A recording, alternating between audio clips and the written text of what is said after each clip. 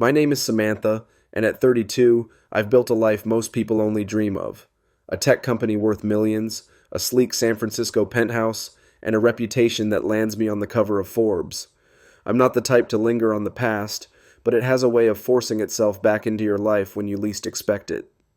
That's exactly what happened on a crisp March morning in 2025, when the most dramatic moment of my life crashed through my front door uninvited. My mother, Patricia, and my stepfather, Gerald, stood there, clutching a folder of yellowed receipts, their faces smug with a confidence I hadn't seen since they kicked me out 14 years ago. They didn't come to apologize or reconnect. They came to demand repayment for raising me, as if my success was a debt I owed them for their so-called tough love. My stomach twisted as I realized they'd tracked me down through my business articles, ready to claim credit for a life I'd built despite them. This wasn't just a visit, it was an ambush. I grew up in a house where love came with conditions. Patricia and Gerald weren't parents in the warm, supportive sense. They were taskmasters, obsessed with prestige and perfection. Harvard was their holy grail, and when I didn't get in at 18, despite a full scholarship to Northwestern, they saw me as a failure. "You'll never amount to anything if you settle for second best," my mother had said, her voice sharp as she stuffed my clothes into a backpack. Gerald had nodded, changing the locks while I stood on the porch, tears streaming down my face, begging to stay. That was the last time I saw them until now. I spent the next decade clawing my way up, cramped apartments, night classes, 2 jobs, and a burning need to prove them wrong. By 2025, I'd done it. My company, a platform that connects underprivileged students with educational resources, was thriving.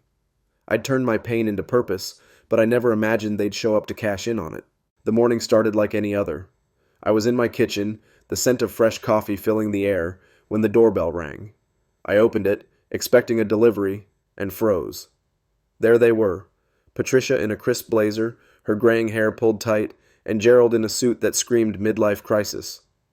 "We always knew you'd figure it out," my mother said, stepping inside without waiting for an invitation. Her eyes scanned the marble countertops, the modern art on the walls, like she was appraising her own handiwork. "Your stepfather and I were just saying how our tough love paid off." I felt a jolt of anger, hot and sudden, but I kept my face neutral. Gerald smirked, adjusting his tie. "Saw your name in that magazine. Figured it was time to check in." Check in? After 14 years of silence? My hands clenched around my coffee mug, the heat seeping into my palms as I fought to stay calm. "What do you want?" I asked, my voice steady despite the storm brewing inside me. Patricia set her purse on my counter and pulled out that damn folder, spreading papers across the island like a lawyer presenting evidence. "We've been thinking," Gerald said, his tone calculated. "Now that you've proven yourself capable, it's time to discuss repayment." Repayment. The word hit me like a punch. I set my mug down, the clink echoing in the silence. "For raising you," my mother added, her lips curling into a smile that didn't reach her eyes. "The private schools, the music lessons, the opportunities we gave you, we invested a lot in your future. It's only fair you show some appreciation now that you're successful." I stood there, disbelief warring with rage. Appreciation? For the years of criticism that chipped away at my self-worth? For the nights I cried myself to sleep in a motel because they'd left me with nothing? "We've calculated it all," Gerald continued, tapping the folder with a smug little flourish, like he was unveiling a winning hand. 18 years of expenses, adjusted for inflation. A payment plan would be reasonable, given your company's profits. My chest tightened, a cold fury settling deep in my bones, sharp and unyielding. They sat in my home, my sanctuary, built from scratch with blood, sweat, and a stubbornness they'd never understand, talking about my life like it was a business deal they'd brokered, a stock they'd shorted and now wanted dividends from. I took a slow sip of coffee, the bitter taste grounding me as I let the silence stretch, watching them squirm. They mistook my quiet for weakness, just like they always had, their eyes glinting with the same arrogance I'd seen 14 years ago when they'd shoved me out the door.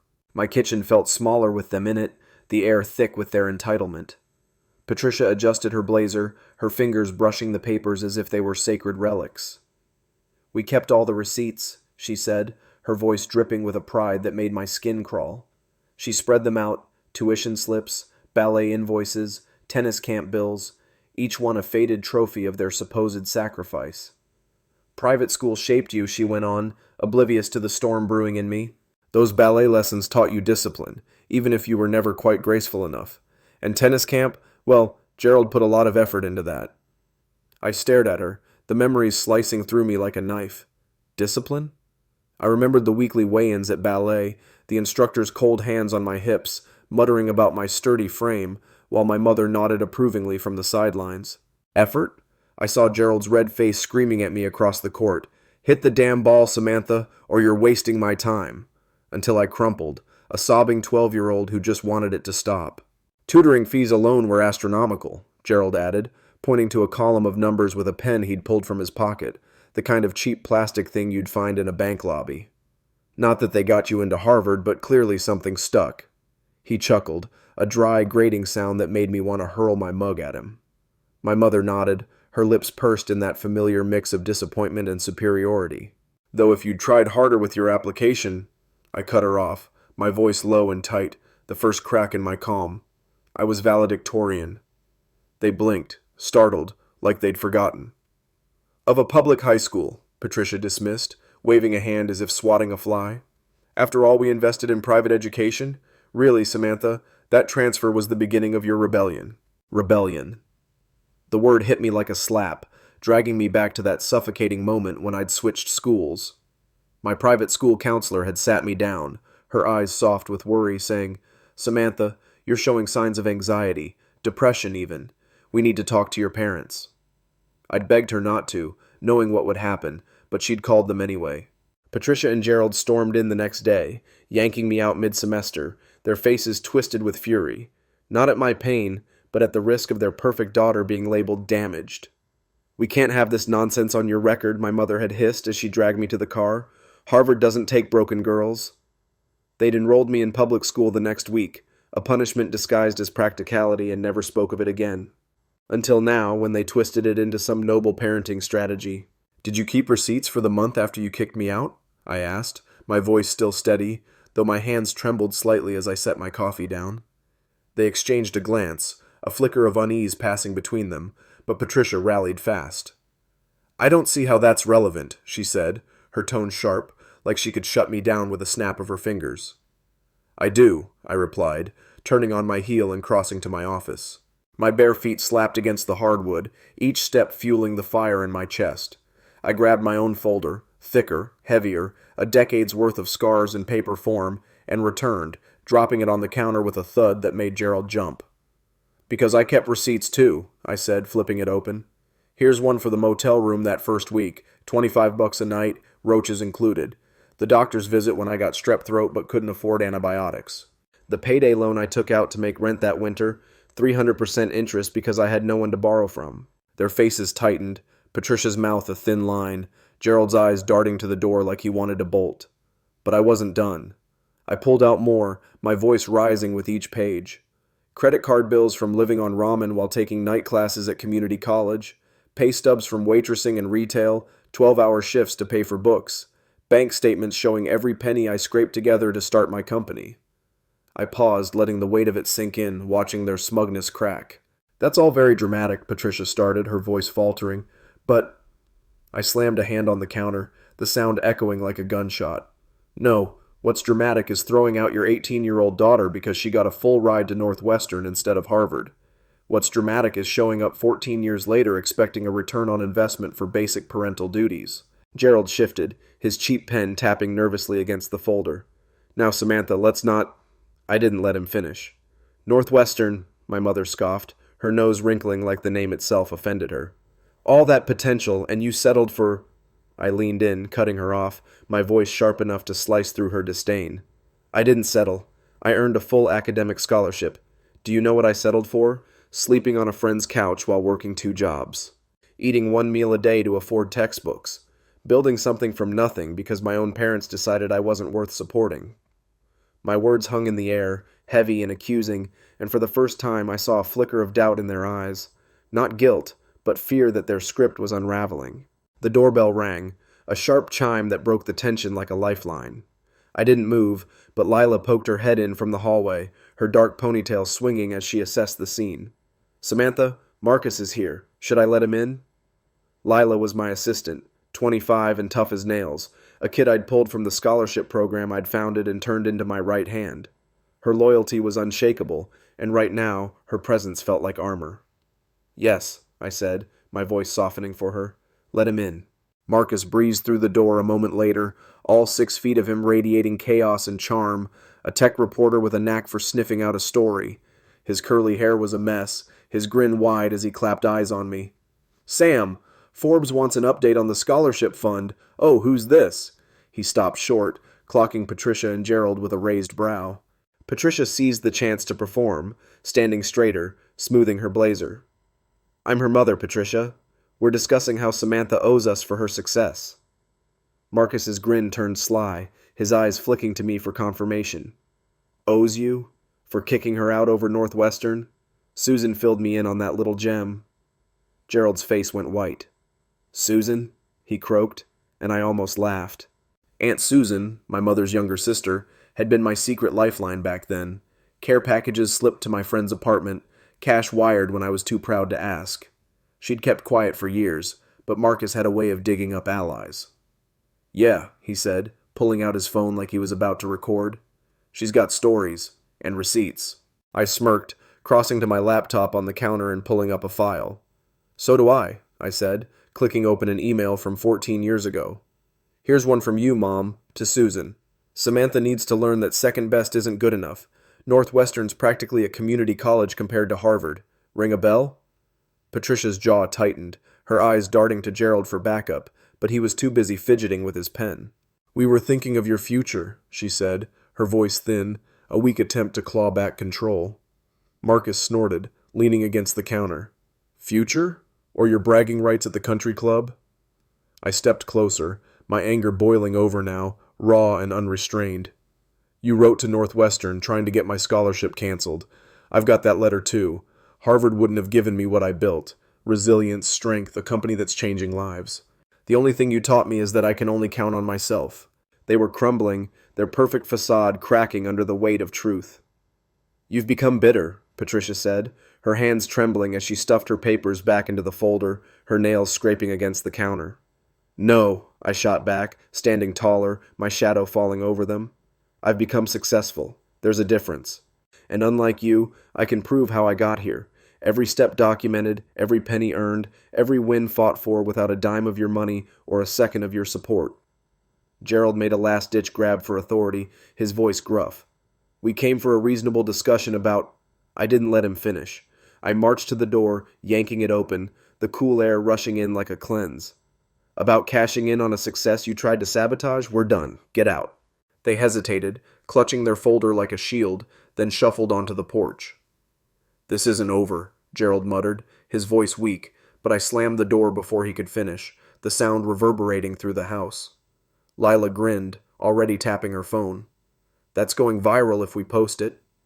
Marcus nodded, his eyes gleaming with mischief. "Give me the footage. I'll make sure the world knows who's really behind your success." I sank onto a stool, my hands shaking now that they were gone, adrenaline giving way to a hollow ache. "Do it," I said, my voice quiet but firm. "Let them see." The next morning, I woke to my phone buzzing off the counter. Lila stood in my kitchen, her iPad glowing with Patricia's ex-post. A heartbroken mother betrayed by an ungrateful child who refuses to acknowledge our role in her success.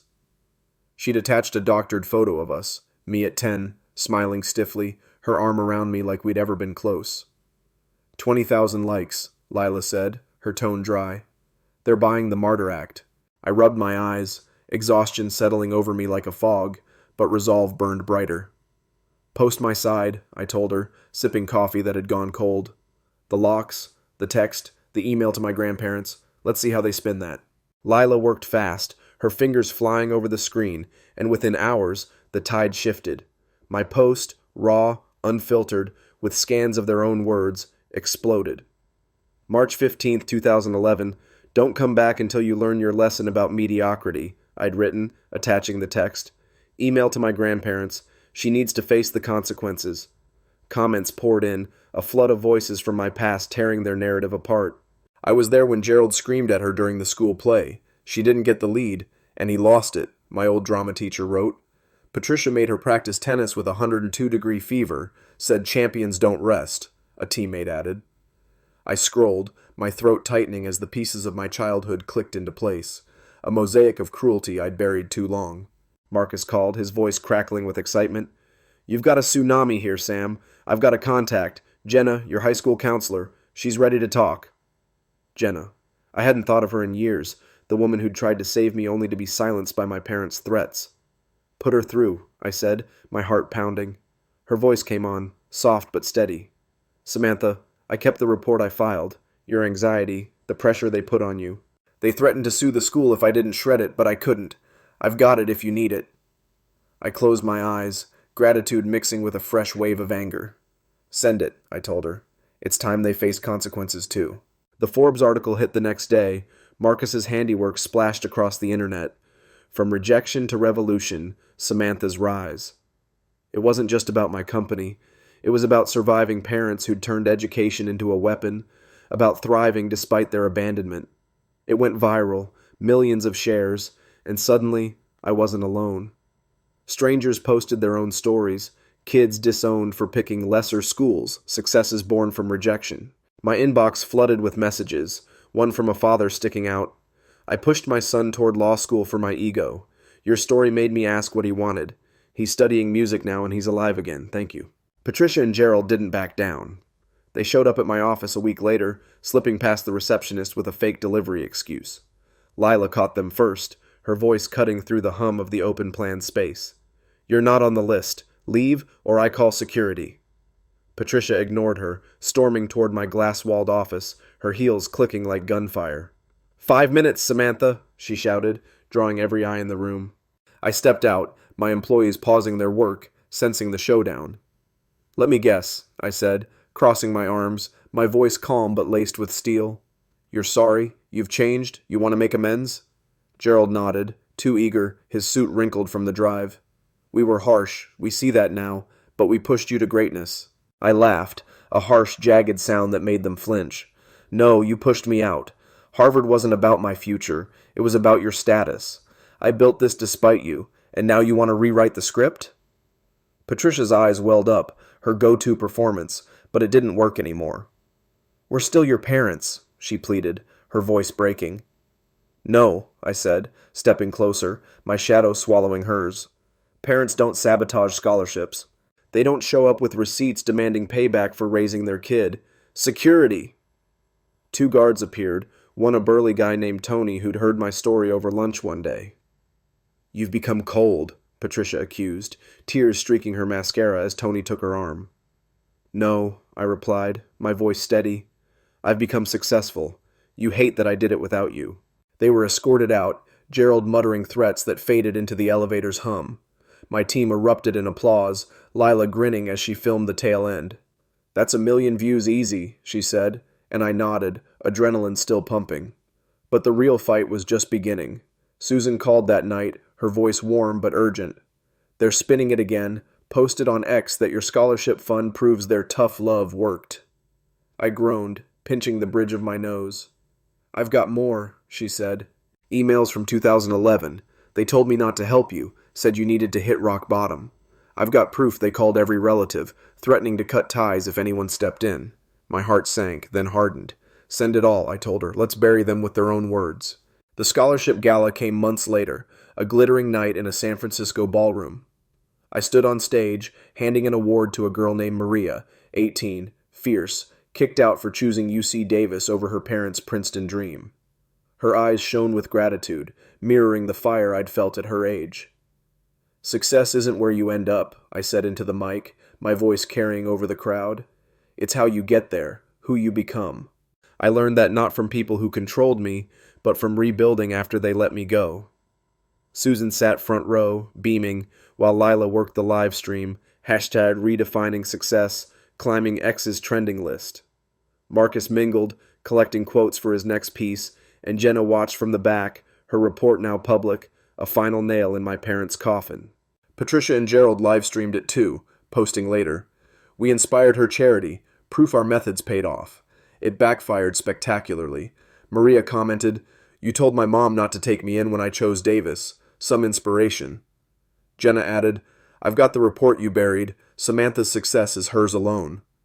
The truth spread. their lies drowning in a sea of voices. Kids, parents, strangers who saw through the facade. I didn't need to fight anymore. My company grew, the fund expanded, and every win was mine, built from the ashes they'd left me in. They'd taught me something, sure. Not what they intended, but how to rise when no one believes in you. And that's a receipt I'll never cash. I stood there, disbelief warring with rage. Appreciation? For the years of criticism that chipped away at my self-worth? For the nights I cried myself to sleep in a motel because they'd left me with nothing? We've calculated it all, Gerald continued, tapping the folder with that smug flourish I'd grown to hate, his knuckles white against the cheap paper. 18 years of expenses, adjusted for inflation. A payment plan would be reasonable, given your company's profits. My chest tightened, a cold fury settling deep in my bones, sharp and unrelenting.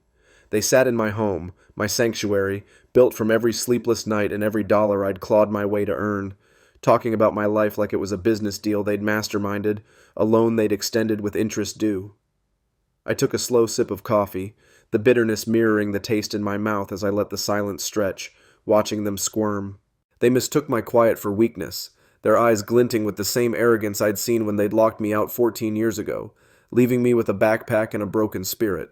My kitchen, with its gleaming counters and soft morning light, felt claustrophobic with them in it. Patricia smoothed her blazer, her fingers lingering on the edges of their precious receipts as if they were gold. "We kept all the receipts," she said, her voice thick with a pride that made my stomach churn. She fanned them out, tuition stubs, ballet invoices, tennis camp bills, each one a relic of their so-called investment in me. "Private school shaped you into who you are," she insisted, her eyes darting around my penthouse like she'd personally picked out the decor. "Those ballet lessons taught you discipline, even if you never had the grace for it. And tennis camp, Gerald put his heart into that." My jaw clenched, memories crashing over me like a wave. Discipline? I saw myself at 11 standing on a scale in a cold studio, my mother nodding as the instructor tisked at my stocky build, her voice cutting, "You'll never be a dancer with those thighs." Heart? I remembered Gerald's bellowing across the tennis court, "Hit it right or don't bother coming home." His face red with rage as I fumbled a serve, tears blurring my vision until I couldn't see the ball anymore. "Tutoring fees alone were astronomical," Gerald added, jabbing at a column of numbers with a pen so cheap it looked stolen from a gas station. "Not that they got you into Harvard, but clearly something stuck." He chuckled, a grating sound that made my fingers twitch toward my mug, tempted to smash it just to shut him up. My mother nodded, her lips pursed in that familiar blend of pity and superiority. "Though if you'd tried harder with your application—" I cut her off, my voice low and taut, the first fracture in my composure. I was valedictorian. They blinked, caught off guard, like they'd erased that detail from their narrative. "Of a public high school," Patricia scoffed, waving a hand dismissively. "After all we invested in private education? Really, Samantha, that transfer was the start of your rebellion." Rebellion. The word stung, dragging me back to that humid afternoon when I'd switched schools. My private school counselor, Jenna, had pulled me aside, her voice gentle but firm. "Samantha, you're not eating, you're not sleeping. I'm worried about you. Your parents need to know." I'd begged her to keep quiet, my hands shaking, but she'd called them anyway.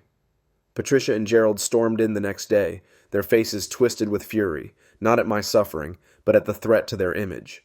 "We won't have this on your record," my mother had snapped, yanking my arm as she hauled me out. "Harvard doesn't want weaklings." They dumped me in public school like it was a landfill, a punishment for daring to crack under their pressure, and never mentioned it again. Now they spun it as some grand parenting triumph, a push that made me who I am. "Did you keep receipts for the month after you kicked me out?" I asked, my voice steady despite the tremor in my hands as I set my mug down. They exchanged a glance, a flicker of unease passing between them, but Patricia recovered fast. "I don't see how that's relevant," she said, her tone sharp, like she could still command me into silence. "I do," I replied, turning toward my office, my bare feet slapping the hardwood with purpose. Every step fueled the fire in my chest, a blaze I'd kept banked for too long. I grabbed my folder, thicker, heavier, a testament to every wound they'd left, and dropped it on the counter with a thud that made Gerald flinch. "Because I kept receipts too," I said, flipping it open. "Here's one for the motel that first week, $25 a night, with a bonus of roaches crawling over my pillow." The The doctor's visit when I had strep throat, fever spiking, but no antibiotics because I couldn't pay. The payday loan I took out to make rent that winter, 300% interest because I had no one to turn to. Their faces hardened, Patricia's mouth a thin slash, Gerald's eyes darting to the door like a trapped animal. I kept going, my voice rising, each word a hammer strike. Credit card bills from living on ramen while I took night classes. Pay stubs from waitressing and retail, 12-hour shifts until my feet bled, just to buy textbooks. Bank statements showing every cent I saved to start my company. I paused, letting the weight of it crush their smugness, watching their confidence fracture. That's all very dramatic, Patricia started, her voice wobbling, but... I slammed my hand on the counter, the sound ringing out like a thunderclap. No, what's dramatic is throwing out your 18-year-old daughter because she got a full ride to Northwestern instead of Harvard. What's dramatic is showing up 14 years later with a bill for being parents. Gerald fidgeted, his pen tapping a nervous rhythm against the folder. Now, Samantha, let's not... I didn't let him finish. Northwestern, my mother sneered, her nose wrinkling like the name was a bad smell. All that potential, and you settled for... I leaned in, my voice cutting through her disdain like a blade. I didn't settle. I earned a scholarship. Do you know what I settled for? Sleeping on a friend's couch, the springs digging into my back. Eating one meal a day, ramen or nothing, to afford books. Building something from zero because my own parents decided I was worthless without a Harvard stamp. My words landed like blows, and for the first time I saw doubt flicker in their eyes.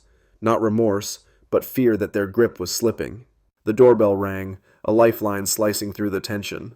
I didn't budge, but Lila poked her head in, her dark ponytail swinging as she sized up the room. Samantha, Marcus is here. Let him in. Lila was my rock. 25, fierce, a scholarship kid I'd mentored into my assistant, her loyalty a shield I didn't know I'd needed until now. Yes, I said, my voice softening for her, a brief respite from the storm.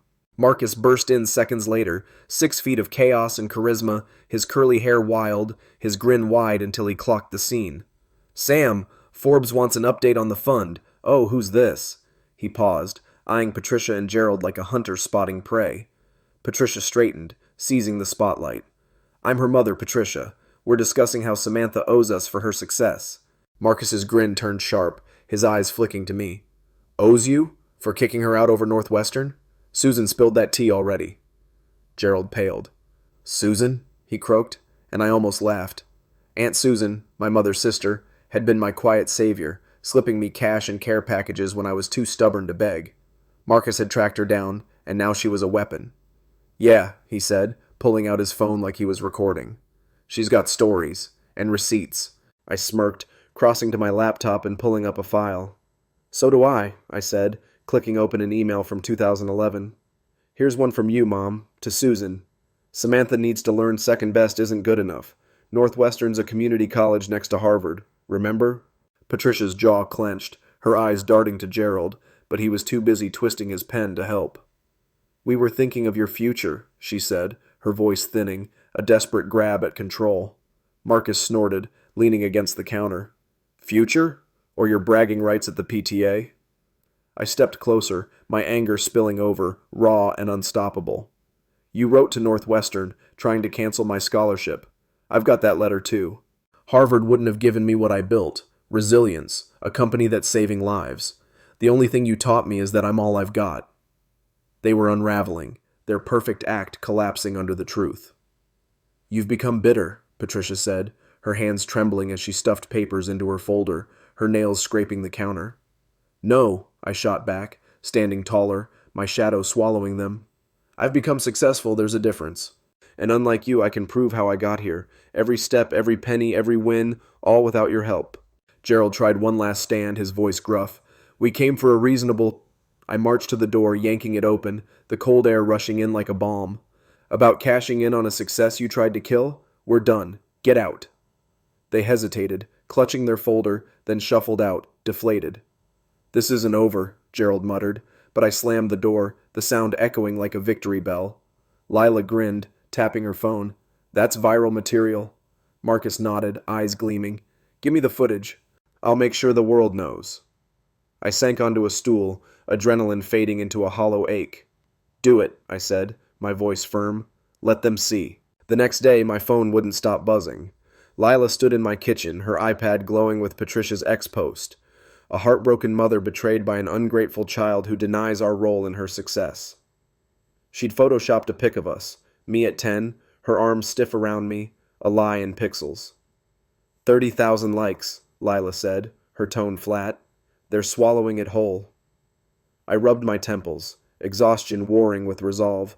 Post my side, I told her, sipping cold coffee. The locks, the text, the email to my grandparents, let's flip the table. Lila's fingers flew, and within hours my post, raw, with scans of their words, blew up. March 15th, 2011. Don't come back until you learn about mediocrity, I wrote, attaching the text.